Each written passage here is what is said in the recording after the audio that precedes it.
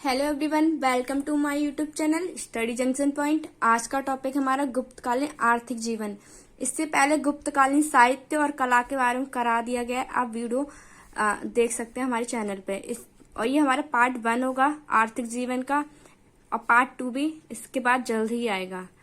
गुप्तकालीन आर्थिक जीवन के बारे में देखेंगे। इसमें आर्थिक जीवन के अंदर हम देखते हैं कि आर्थिक जीवन होता है जैसे पैसों से जुड़ी हुई चीजें, व्यापार से जुड़ी हुई चीजें, और वहाँ जो कृषि वगैरह थी उस समय कैसे होती थी, वही हमारा आर्थिक जीवन होगा। इस काल में आर्थिक जीवन समृद्ध हुआ। विस्तृत साम्राज्य एवं सुयोग प्रशासन के कारण आर्थिक जीवन के सभी पक्ष कृषि, पशुपालन, उद्योग, शिल्प तथा व्यापार वाणिज्य में प्रचुर प्रगति हुई। मतलब उस समय जो आर्थिक जीवन इतना ज्यादा समृद्ध हुआ गुप्त काल में, उसका कारण था कि साम्राज्य विस्तार अच्छा था और जो शासन था वो बहुत अच्छा था। इसी के कारण जो आर्थिक जीवन है वो काफी अच्छा चला, जिसमें आर्थिक जीवन के अंतर्गत हमारे जो चीज आती है कृषि, पशुपालन, उद्योग, शिल्प, व्यापार आदि। सबसे पहले हम कृषि के बारे में पढ़ेंगे, कृषि कैसे थी उस टाइम और कृषि की जानकारी हम किन स्रोतों से मिलती है, और गुप्त काल में कृषि से जो आर्थिक जीवन था कैसे बेहतर बना। गुप्तकालीन साहित्य स्मृति, अमरकोश, कालिदास की रचना आदि से गुप्तकालीन कृषि के बारे में जानकारी मिलती है। जो गुप्त काल में हमें कृषि के बारे में जो जानकारी मिलती है वो साहित्य से मिलती है। साहित्य में हमारी स्मृतियां हुई, अमरकोश हो गया, कालिदास की जो रचनाएं थी उनसे मिलती है कृषि की जानकारी। हल में लोहे के फाल का प्रयोग किया जाता था। हल में आपने देखा होगा, हल में लोहे के फाल का प्रयोग करने से क्या होता था, वो जमीन को अच्छी तरह से खोद लेते थे, जिससे कृषि में जो उर्वरकता शक्ति थी बढ़ जाती थी, और मतलब गहराई तक जो कृषि के बीज थे वो जा सकते थे, जिससे जो कृषि में वृद्धि होती थी। बृहस्पति व नारद की स्मृतियों में कृषि उपकरणों को क्षति पहुंचाने वाले के लिए कठोर दंड की व्यवस्था की गई थी। बृहस्पति व नारद स्मृति जो है उसमें जो कृषि के उपकरण होते थे, जैसे फावड़ा वगैरह और खुरपी वगैरह, जो चीज होती थी उनको क्षति पहुंचाने, मतलब उनको जो नुकसान पहुंचाएगा उसको कठोर दंड की व्यवस्था की गई थी। वृत्त संहिता में बीजों की गुणवत्ता बढ़ाने में धरती की उर्वरा शक्ति में वृद्धि करने के तरीकों का उल्लेख किया गया है। वृत्त संहिता है जिसमें बीजों की बीज जो होते हैं उनकी गुणवत्ता बढ़ाने व उसकी उर्वरा शक्ति बढ़ाने की बात की गई, उसके तरीकों की बात की गई है कि किस टाइप से जो गुप्त काल था उसमें इन सब चीजों के द्वारा कृषि को अच्छा किया जा रहा था। किसान ज्यादा वर्षा पे निर्भर होते थे, लेकिन जो किसान थे वो ज्यादातर वर्षा पे निर्भर होते थे। लेकिन गुप्त सम्राटों की ओर से प्रजा को सिंचाई की सुविधाएं प्रदान कराने का प्रयास किया गया।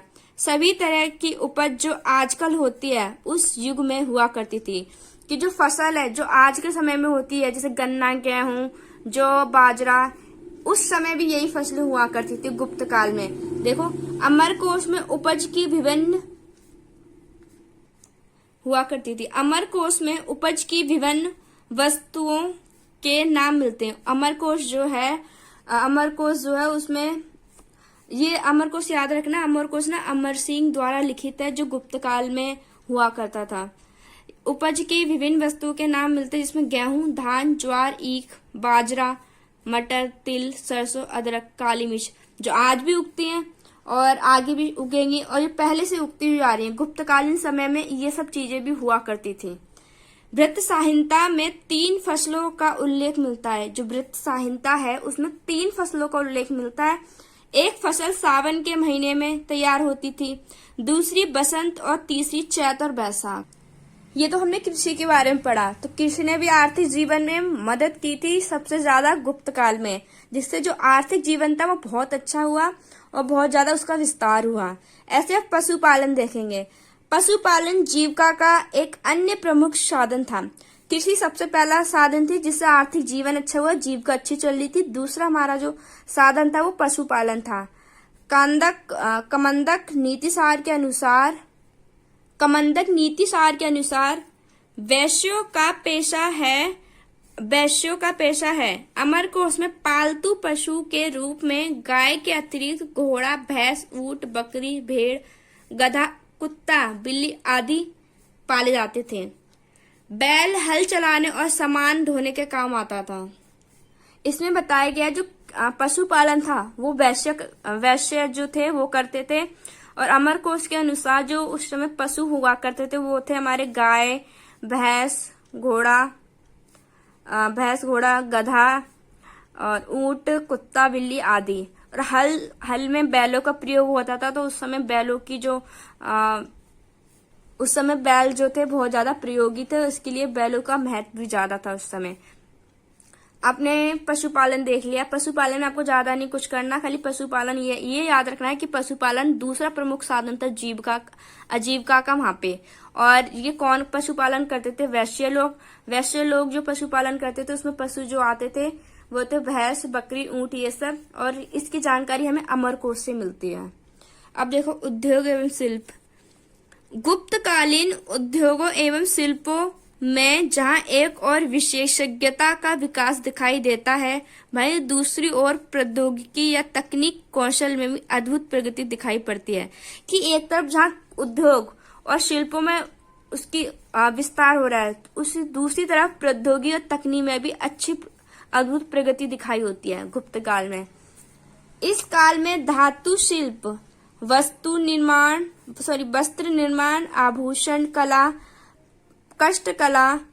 कष्ट शिल्प, पाषाण शिल्प, हाथी दांत का काम आदि उद्योगों में विशेष प्रगति हुई।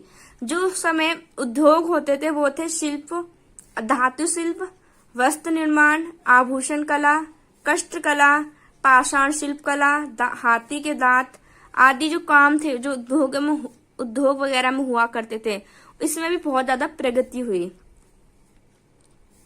गुप्त काल में धातु शिल्प के क्षेत्र में विशेष उन्नति हुई। गुप्त काल था उसमें धातु शिल्प में के क्षेत्र में विशेष उन्नति हुई। जो धातु की चीज थी उस समय बहुत ज्यादा बनाई गई थी और जिससे उसमें जो उन्नति थी वो बहुत ज्यादा हुई धातु की चीज। इस काल में धातु विज्ञान के क्षेत्र में हुई अद्भुत प्रगति का एक भव्य उदाहरण मेहरौली का लोहा स्तंभ है। मतलब जो धातु विज्ञान में जो धातु में जो विशेष विस्तार हुआ, विशेष उसका उद्भव हुआ, उसका एक उदाहरण हमें मिलता है मेहरौली जो दिल्ली में है। वहां जो मेहरौली में लोहा स्तंभ है, कुतुब मीनार के पास आपने देखा होगा लोहा जो आयरन पिलर जो खड़ा हुआ है ना, वहीं पर है मेहरौली में जो दिल्ली के अंदर है। जो इतनी शताब्दियों बाद भी बिना जंग लगे हुए खड़ा है।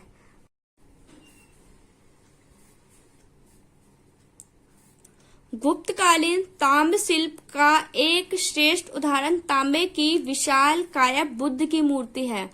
और तांबे के जो विकास हुआ और उसका जो अच्छा प्रयोग हुआ, इसका एक और उदाहरण हमें मिलता है, वो है बुद्ध की मूर्ति जो काफी अच्छी है, जो सुल्तानगंज से मिली है और इस समय बर्मिंघम के संग्रहालय में है। याद रखेंगे बर्मिंघम के संग्रहालय में बुद्ध की मूर्ति है जो तांबे से बनी हुई है। कामसूत्र में धातु विज्ञान को 64 कलाओं में से एक कहा गया है। जो कामसूत्र उसमें जो धातु विज्ञान है को 64 जो कलाएं थी गुप्त काल में उनमें से एक कहा गया है।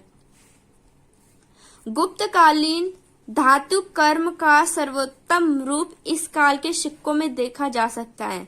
गुप्त काल में जो धातु था वो इतना अच्छा था कि उस सिक्कों में भी प्रयोग किया जाता था, तो इस समय सिक्के भी बहुत ज्यादा थे। इस काल के ताम्र पत्तों पर लगी हुई मोहरें भी धातु शिल्प की श्रेष्ठ उदाहरण है। जो इस समय ताम्र पत्तों पर लगी हुई मोहरें जो लगाई जाती है वो भी धातु शिल्प का श्रेष्ठ उदाहरण माना जा सकता है। यहाँ अभी तक हमने कृषि, पशुपालन, उद्योग और शिल्प के बारे में पढ़ लिया। अब वस्त्र निर्माण कैसा था इसके बारे में पढ़ेंगे। वस्त्र निर्माण भी गुप्त काल का एक प्रमुख उद्योग था। अमरकोश में उल्लेख आता है कि गुप्त काल में धनी व्यक्तियों के लिए बहुत बारीक कपड़ा बनाया जाता था। वस्त्र के बारे में जो हमें जानकारी मिलती है और किस तरह के वस्त्र बनाए जाते थे उसकी जानकारी हमें अमरकोश में मिलती है। इस ग्रंथ में रेशम का कपड़ा बुनने की पूरी प्रक्रिया का पूरी जो प्रक्रिया उसका विवेचन है। जो अमरकोश है उसमें जो वस्त्र के बारे में जो हमें पूरी जानकारी मिलती है और किस तरीके से जो बारीक कपड़ा था वो बनाया जाता था वो हमें अमरकोश में मिलता है। डॉक्टर रोमिला थापर के अनुसार विविध प्रकार के वस्त्र तैयार करने वाला उद्योग इस समय के अपेक्षाकृत उद्योगों में गिना जाता था। इसके लिए स्वदेश बाजार उपलब्ध था, क्योंकि संपूर्ण भारत में होने वाले उत्तर दक्षिणी व्यापार में वस्त्रों का प्रमुख स्थान था तथा विदेशी बाजारों में भी भारतीय वस्त्रों की भी बहुत मांग थी। तो दोस्तों मान लो कि गुप्त काल में जो वस्त्र था बहुत अच्छा था, इतना अच्छा था कि विदेशों में भी उसकी मांग थी। और ये रोमिला थापर के अनुसार है कि वस्त्र जो था गुप्त काल का वो अपनी चरम सीमा मान सकते, मतलब बहुत अच्छा था। और जो बारीक कपड़ा जो था, बारीक जो वस्त्र होते हैं बारीक कपड़ों के, वो अमीर घरों के लोगों के लिए बनाए जाते थे। यह पार्ट 1 था वीडियो का। पार्ट 2 जल्दी आएगा। इसके लिए वीडियो को लाइक, शेयर एंड कमेंट करें और चैनल को सब्सक्राइब करें। Thank you.